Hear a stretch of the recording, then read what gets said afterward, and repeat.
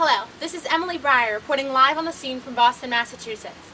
It appears that Reverend Arthur Dimsdale is making some sort of confession. We go now to the scene. Let me now do the will which he hath made plain before my sight. For Hester, I am a dying man, so let me make haste to my shame upon me. People of New England, ye that have loved me, ye that have deemed me holy, behold me here, one sinner of the world. I should have stood here with this woman, whose arm, more than the little strength wherewith I have crept hitherward, sustains me at this dreadful moment from groveling down upon my face. Lo, the scarlet letter which Hester wears. Ye have all shuddered at it, but there stood one in the midst of you, at whose brand of sin and infamy ye have not shuddered. It was on him. God's eye beheld it. The angels were forever pointing at it. The devil knew it well, and fretted it continually with the touch of his burning finger.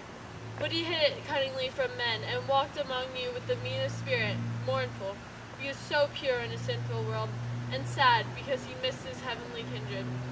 Now at the death hour he stands up before you. He bids you look again at Hester's scarlet letter. He tells you that, with all its mysterious horror, it is but the shadow of what he bears on his own breast, and that even this, his own red stigma, is no more than the type of what has seared in his inmost heart. You will now observe some never-before-seen coverage. A one-on-one interview with special news correspondent Kristen Brannon. Yes, we've just confirmed that Reverend Dimsdale is of ailing health. We can only infer that he wishes to rectify his previous actions before he moves on.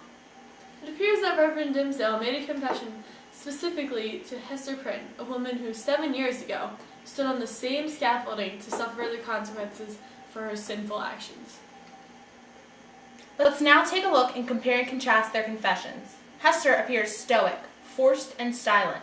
She appears to be standing on her own free will, and we do have news that she acquiesced with the authorities, who forced her to stand on the scaffolding holding her newborn baby Pearl.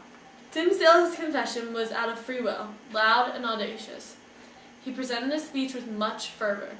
When contrasted with the speech of Hester Prynne, Dimsdale's confession was much louder, as if he wanted to free himself completely from the guilt of his sin.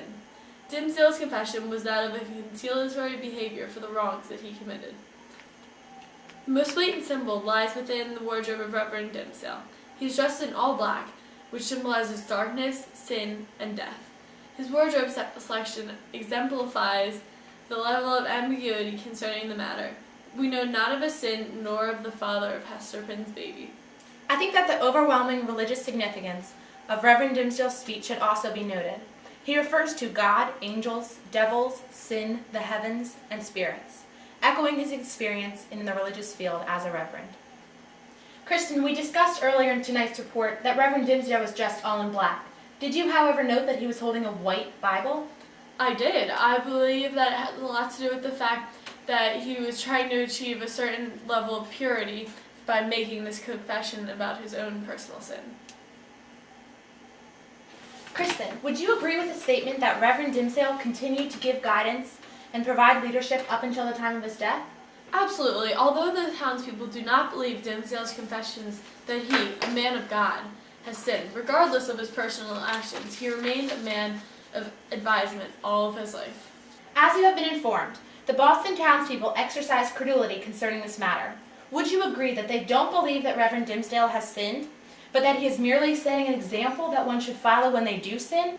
Or do you believe that the townspeople are skeptical of Reverend Dimsdale's confession because the man of religion who has such an intricate relationship with God would not commit a sin? I would have to argue that the feelings of the townspeople are encouraged by a combination of these two ideas. If indeed Reverend Dimsdale has sinned, it would be ironic. In addition to his relationship with God, he was a trusted member of the community. Kristen, do you have any information concerning the nature of Reverend Dimsdale's sin? No, my only logical guess would be that with his old age and sickness comes a level of insanity. It is very possible, in fact, it is probable that he made the entire thing up to say a dramatic farewell to Boston. This concludes tonight's report. Thank you and good night.